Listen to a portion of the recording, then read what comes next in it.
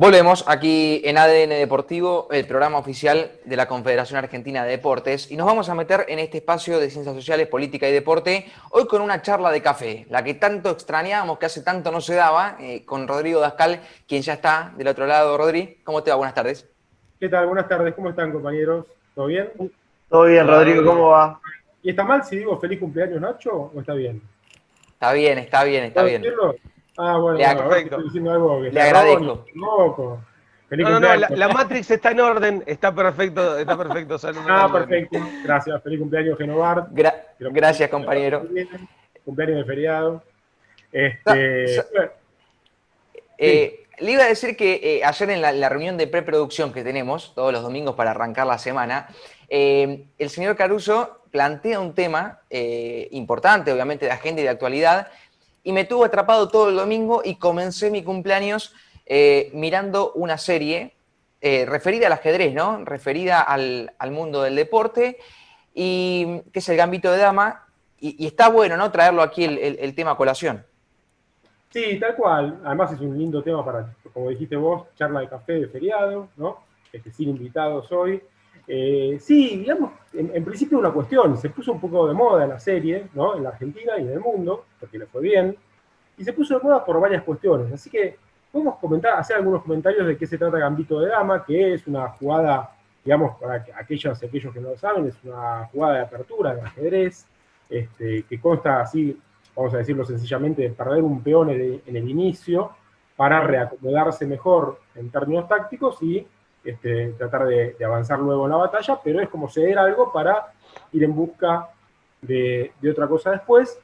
Y, y digamos, en principio vamos a decir lo siguiente. Es una serie de Netflix dirigida por Scott Frank, que es el director, y que tiene una protagonista excluyente, no es la única, por supuesto, ¿no? Que se llama Beth Harmon, ¿no? La protagonista de la serie, y cuyo personaje se llama Anya Taylor-Joy. Perdón, al revés, Anya Taylor-Joy es la actriz, y Beth Harmon es el personaje. ¿Y por qué empiezo Sí. diciendo esto? Porque Anya tiene una cosa muy interesante, que es que vivió muchos años en Argentina, y uno puede googlearla y escucharla hablar en español, y comentar que hay un montón de cosas de su formación que tiene que ver con la Argentina, y extraña cosas del país, nada, cosas de una pequeña estrella del cine actual que permanentemente reivindica todos sus años de vivencia en el país. Y además, digamos una cosa, la serie está basada en un libro, ¿no? Como suele ocurrir, muchas veces estas cosas quedan ahí guardadas, pero en realidad es un libro de Walter Trevis, del año 1983, que se llama Gambito de Dama. Bueno, y vamos a decir también que sencillamente, si tuviésemos que describir la serie, Nacho, ya que la viste, la serie es la historia de una chica, una ajedrecista, desde que tiene 8 años hasta que tiene 22 años, que pasa por un momento difícil en su vida, cuando es chiquitita, ¿no? Su padre no la reconoce, ella vive con su madre, eso produce toda una serie de conflictos familiares, por lo cual finalmente su madre también, digamos que se suicida, choca a propósito de alguna manera con el auto, pero ella sobrevive y termina en un orfanato, y en el sótano de ese orfanato, Beth conoce a un hombre que es no sé, como si fuese el portero, ¿no? El que arregla las cosas, que juega al ajedrez. Y ahí El Beth, conserje.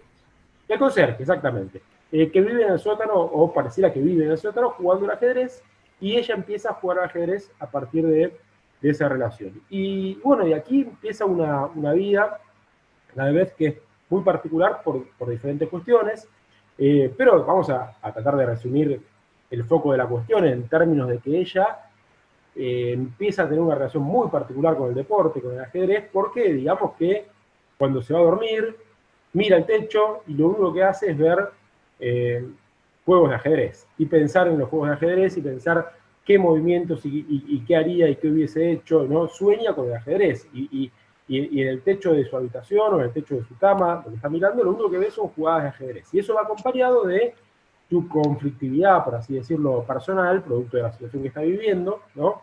Y empieza a ingerir, digamos, primero pastillas, que le ayudan mucho, tranquilizantes en su vida, y después también alcohol. Entonces, el combo, digamos, de la serie tiene que ver con estas cuestiones. Ahora, me parece que la serie va mucho más que en esto que estoy comentando, ¿no? En la revista Anfibia hay un artículo muy interesante de Tati Goldman y Mariana Levy, que se llama Ni puta ni santa, ajedrecista, recomiendo que lo lean en la revista Anfibia, y ahí hay algunos tips que hacen estas autoras que me parecen muy piolas para tirar un poquito de hilito más allá del argumento de la serie. Una primera cuestión es, bueno, es una serie donde no hay ni buenos ni malos, ¿no? Eso es interesante, no hay personajes que sean buenos y otros malos, ¿no? Quizás uno puede decir, bueno, el padre biológico de ella, ¿no? Que la abandona, pero apenas aparece un poquitito ahí en la serie. Y después está toda la cuestión que tiene que ver con la lógica feminista o la lógica del patriarcado también, y que para mí está muy bien abordado, y como dicen Goldman y Mariana Levy, se corre un poquitito de los cánones de discusión actuales para mostrar cómo Beth, ella, es un estereotipo de mujer que triunfa, pero triunfa sin mostrarse como víctima de, como sabemos ocurre y ha ocurrido, ¿no?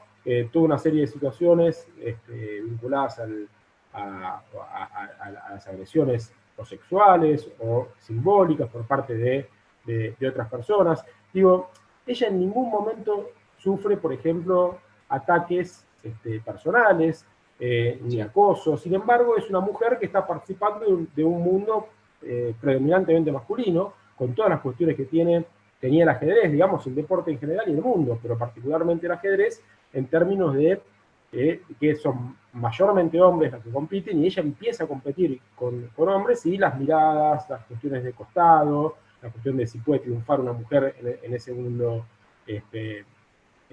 tan masculino, no digamos el final, pero digamos que participa, ¿no? Para no terminar de spoilear, sí, digamos, cómo termina, ¿no? Y un dato no menor es que esto sucede en el 1965-66, contextualizando que era sumamente machista ese contexto, muchísimo más de lo que aún sigue siendo hoy. Y lo que creo es que termina encontrando ella en el deporte, en el ajedrez, una salida para su vida, ¿no? Un objetivo para su vida, estando ahí en el orfanato. Sí, absolutamente. El ajedrez, está muy bien lo que decís, Nacho, termina siendo una manera de salir de la situación en la cual ella está, pero además esta manera de salir es muy interesante porque retoma un poquito el hilo anterior, no es, ella no se convierte en una feminista a ultranza, lo que no es malo en sí mismo, pero quiero decir, no es esa la salida de la serie, ni es una machona tampoco, poco feminista, ¿no? ¿Se entiende lo que digo? No estoy diciendo que esté ni mal esto, no serlo. Lo que estoy diciendo es, hubiese sido fácil para el guión de la serie salir por ese lado, ¿no? Y sin embargo, no, ella sigue siendo una mujer ajedrecista que pelea con todos los prejuicios en un mundo muy masculino, como es el que participa, que tiene, por ejemplo, sus primeras experiencias sexuales con hombres y después tiene experiencias con mujeres también, y eso no la vuelve ni una cosa ni la otra, ¿no? Claro. La vuelve siendo la misma mujer que es, peleando con sus fantasmas, ¿no? Luchando con el viaje de su mente, con el ajedrez como un barco para salir de esa situación, ¿no? Para usar una metáfora de alguna manera, pero por fuera de estas cuestiones de estos estereotipos. También es interesante decir que en la vida real, digamos, del ajedrez, ella no existió como personaje, no es un personaje real, pero es verdad que es muy posible asociar la figura de Beth Harmon en la serie con la de Bobby Fischer, ¿no? Un ajedrecista norteamericano que pasó por un montón de situaciones similares en su vida personal, ¿no? Y que termina como retirándose muy temprano del ajedrez, ¿no? Entonces, si bien es una ficción, también es verdad que es muy fácil de comparar con la vida de Bobby Fischer. Y acá me gustaría decir una cosa. En la Argentina, no voy a caer en el lugar común de decir tenemos nuestra ajedrecista similar, pero lo cierto es que tuvimos una ajedrecista que es Claudia Mura. Si alguno está interesado, puede googlear en La Nación, hay un reportaje en La Nación hace muy poco, donde Claudia Mura cuenta su historia, y hay cosas que son muy parecidas, ¿no? El ambiente, el no acompañamiento del Estado en su carrera deportiva, el ambiente masculino, la idea de que no podía competir con hombres, que era una idea muy arraigada, lo decía, desde los grandes ajedrecistas internacionales hasta los ajedrecistas argentinos, ¿no? Uno se pregunta por qué esta división en el ajedrez entre hombres y mujeres para competir, ¿no? Es una interesante discusión, ¿no? ¿A qué se puede deber eso? Y también aparece en la serie cómo ella va aprendiendo de los grandes maestros, desde Capablanca hasta Spassky, y cómo todo el tiempo está esta discusión entre vivir una vida como una joven, tal vez la querría vivir, ¿no? Haciendo un montón de cosas, y tener que vivirla estudiando el ajedrez para poder seguir con su carrera.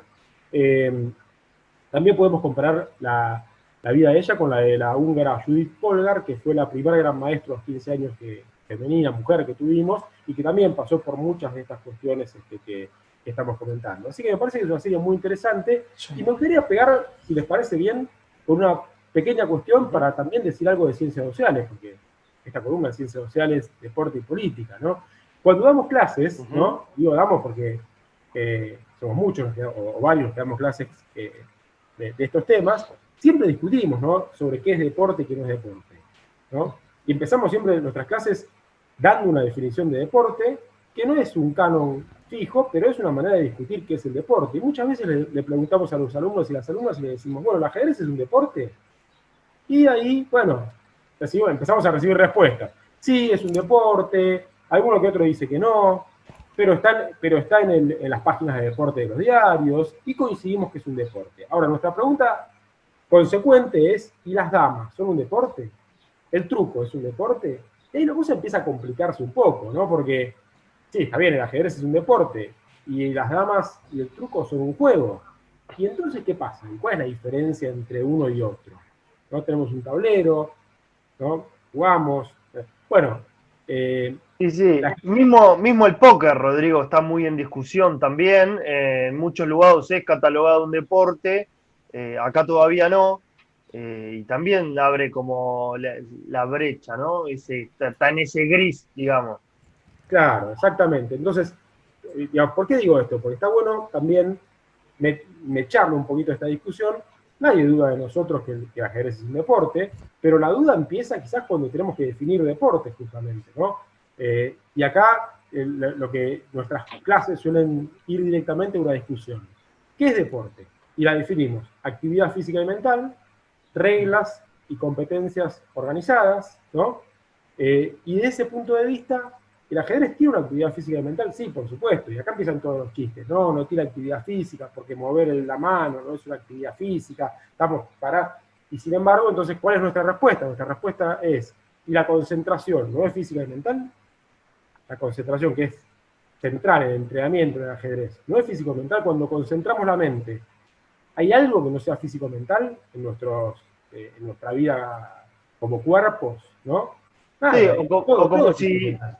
Sí, o como si los jugadores de ajedrez no hicieran un entrenamiento físico también al momento de prepararse, para prepararse, ¿no? Para competir y para desarrollar mejor la mente.